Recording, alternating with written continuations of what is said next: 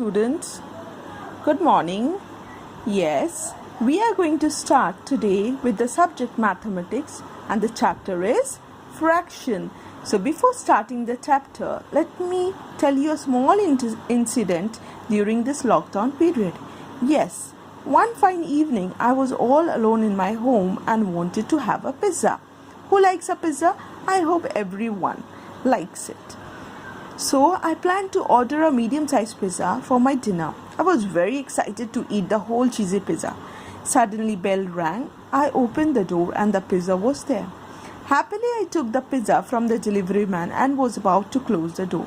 Suddenly my neighbor opened her door as well and said that her TV is not working, so can she join me with my home and see the news please? I said okay, but at the back of my mind I was thinking that I have to share my pizza with her as well. But as we all know that sharing is caring, isn't it? So I decided to share my pizza with her equally. We were about to start then.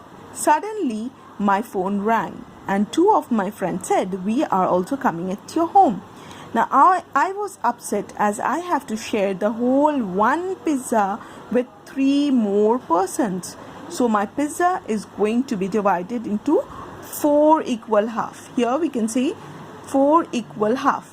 One for me, another, one for my neighbor and another 2 portion for my friends. So what part of the pizza I got?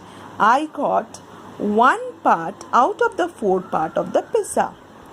When we see numbers like this 1 upon 4th, we say this type of numbers as fraction. Here 1 is the upper number and 4 is the bottom number, and upper number is also known as the numerator and the bottom number, which is 4 in this example, is called the denominator. Now let us take one more example. A fraction is also a part of a set. Here we can see a set of 4 bottles. In the above example, there are 4 bottles, out of which 3 are red in color and 1 is green in color. So if anyone asks me what portion of the bottle are red in color, in fractional language we say 3 out of 4 or 3/4 of the bottle are red in color. Then can you say me what part is green? Yes, you're correct. Definitely 1/4 part of the bottle is green in color. Now let us discuss the types of fraction. Number 1, proper fraction. What is proper fraction? We have already discussed about the numerator and the denominator. The upper number is called the numerator and the lower number is called the denominator. In the earlier example, we have already discussed that 1, which is the upper number, is called the numerator and the lower number, which is 4, is the denominator. In proper fraction, we will see that the numerator or the upper number, which is here with an example, 1/4, the upper number is 1, is smaller than the denominator or the lower number, then this type of fraction is called a proper fraction.